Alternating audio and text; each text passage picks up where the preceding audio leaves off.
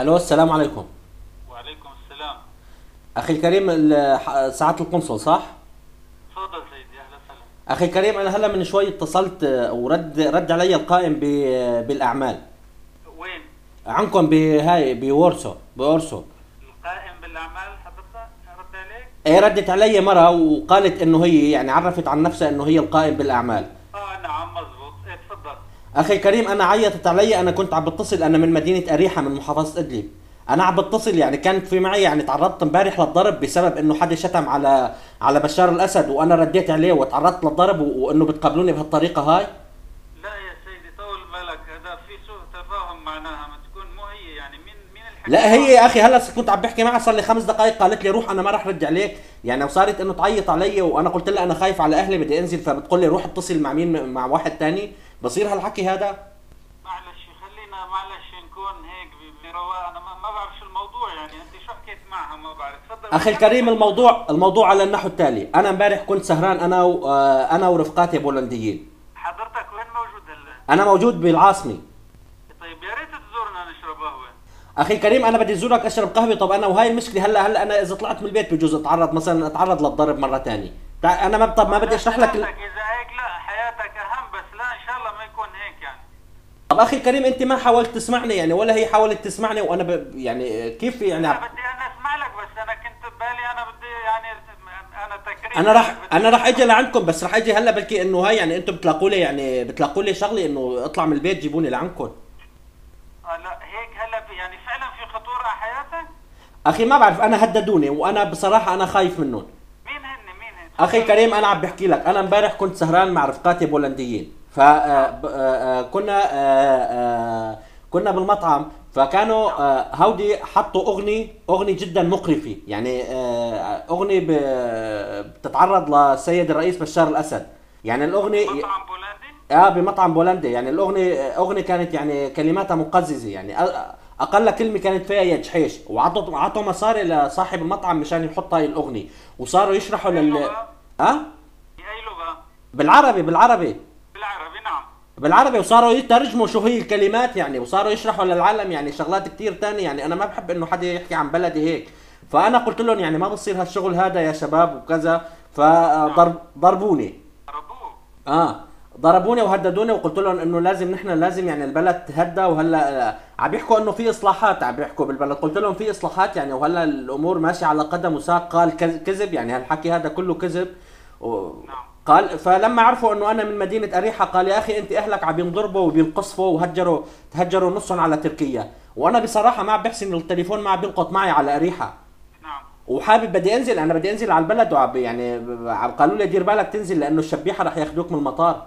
نعم. فيعني انا عم بتصل فيا لاطمن عن الوضع في اريحه، فبلش صارت تعيط علي هاي القائمه بالاعمال. بصير هيك؟ لا بجوز هي نبرة الصوت احيانا، ما بعرف، انا ماني حاضر، بس يجوز نبرة الصوت تكون ما بعرف ان فهمت غلط. هي كثير كويسة، هي كثير بتحترم كل الناس، نحن بنحترمكم، انتوا اخوتنا يعني، ما بدنا نعطيكم شهادة، انتوا بتعطونا شهادة، انتوا احسن مننا اكيد، بس ما حدا وطني اكثر من الثاني يا اخي الكريم. انا بتمنى لك السلامة، وانا بتمنى جد كثير من قلبي انك تجي لهون على السفارة، لانه بيتك هذا. اذا في اي شيء بنحكي من اخي كريم. اثنين بنشكي هموم لبعض. طبعا. طب اخي كريم، انا انزل ولا ما انزل؟ لانه انا حاجز غدا يعني على الطياره، يعني انزل ولا لا؟ عفوا، شو قصدك، من اي باب بتسالني تنزل ولا ما تنزل؟ يعني انا خايف يعني انزل، انه ولا في حرب ولا ما في حرب، يعني الاوضاع مستقره امنه. لا سمح الله، ما في لا حرب ولا شيء يا اخي، ما في، بالعكس الامور ان شاء الله بخير.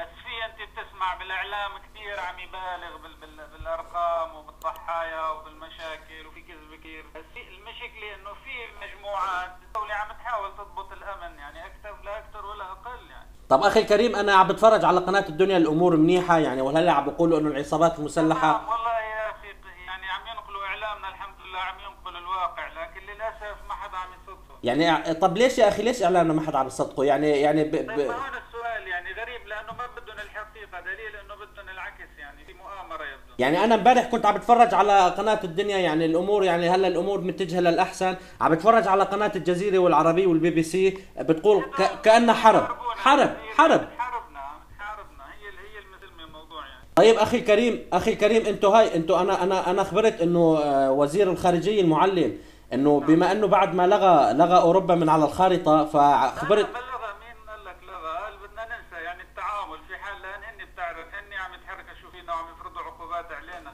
طب اخي الكريم، يعني السفارات ما راح تسكر فوق اوروبا؟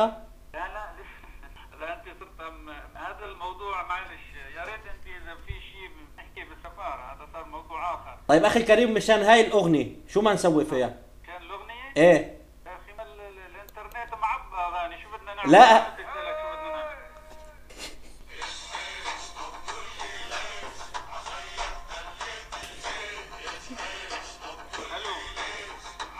الو اخي الكريم، الو اخي الكريم، سمعت الاغنيه؟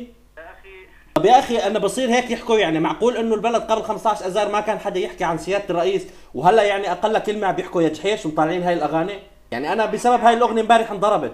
طيب اذا انت انسان وطني يعني انا يعني نحن كلنا سوا لازم ندافع عن بلدنا، لازم ندافع عن وطننا، اللي بده يدافع عن وطنه بده يدفع ضريبه، صار يعني. لا اخي الكريم، بس انا تعرضت لاسئله من قبيل انه يا اخي انه الاحداث لما صارت بليبيا، يعني السفراء كلهم استقالوا، عم بيقولوا لي انه ليش مثلا السفاره هون عندنا بالسفاره ببولندا ليش ما بيستقيلوا؟ اليسوا اناس وطنيين؟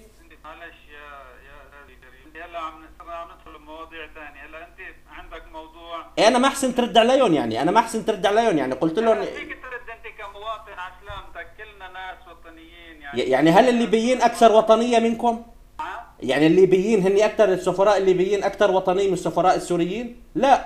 معلش ليك لك شغلي اذا سمحت، هلا انت جد يا استاذ محمد، انا شاكرك جدا على الاتصال، بس التليفونات مو لمناقشه هيك مواضيع، انا بتمنى اذا باقي في شيء يا ريت بنقعد وانا بحكي معك للصبح، اهلا وسهلا فيك. طب ماشي اخي الكريم، ممكن انا بلغك رساله، يعني هاي الرساله اللي قالوا لي انه بلغك اياها هاي الشباب يعني. لا مع التليفون ما بصير كمان. لا اخي، ما فيها شيء، يعني الرساله يعني هي بسيطه لا جدا. ارجوك يعني ارجوك معلش انت اشكرك انك منفعل، هذا دليل حماسك ووطنيتك. اخي الكريم، شو اسم حضرتك؟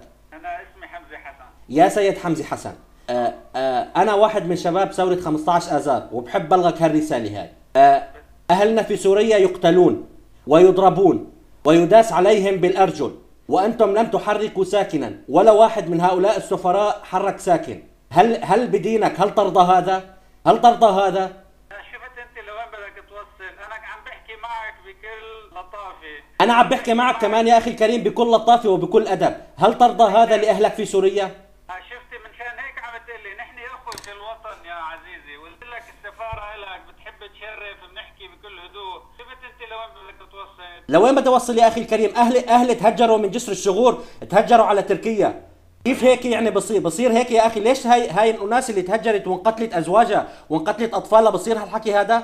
طيب يا اخي نحن بنتمنى الخير للبلد، وكلنا قلنا لك اخي بالوطن، كلنا بدنا نشتغل حتى ننقذ بلدنا من هالورطه اللي هو فيها. اخي، انقاذ البلد بتم بامر وحيد، هو استقاله بشار الاسد. اذا كان بحب وطنه ليش ما بيستقيل وبيترك الوطن لغيره؟ معلش يا اخي، يا ريت قلت لك اذا في شيء انت بتيجي على السفاره وبنحكي، ما بصير هيك، في عندك شيء يقدمه، هلا في حوار كله ماشي. اخي، انا حكيت لك انا من محافظه ادلب، انا من مدينه اريحه، اهلي شردوا على تركيا، وبترجع بتقول لي شفت انت ليش عملت في هيك؟ هذا اسلوب طيب، ليش مباشر بتحكي معي بهالطريقه؟ لانه اخي الكريم انا ما عم بحس انكم ناس وطنيين، لانه كل السفراء الليبيين هن اكثر وطنيين منكم، استقالوا كلياتهم. عم تهاجمنا، الله يسامحك، شفت انت. انا ما عم بهاجمك يا اخي الكريم، اليس من حق وطنك عليك؟ اليس من حق وطنك عليك انك تدافع عن الناس اللي انقتلت في درعا واللاذقيه وحمص وتهجرت في مدينه ادلب؟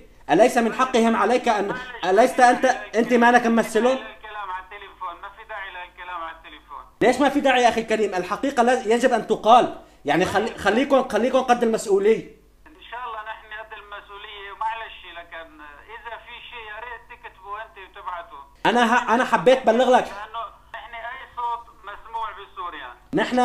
نحن مستمرين بالثوره الى اخر نقطه، الى نهايه، الى حد تحرير البلد من هذه العصابه الاسديه وشبيحه الاسد. طيب يلا خير، ماشي. خليكم ناس وطنيين واتخذوا قرار، استقيلوا، عليكم الاستقاله، ستحاسبون جميعكم ان شاء الله. يلا مع السلامه. مع السلامه. اضربوا.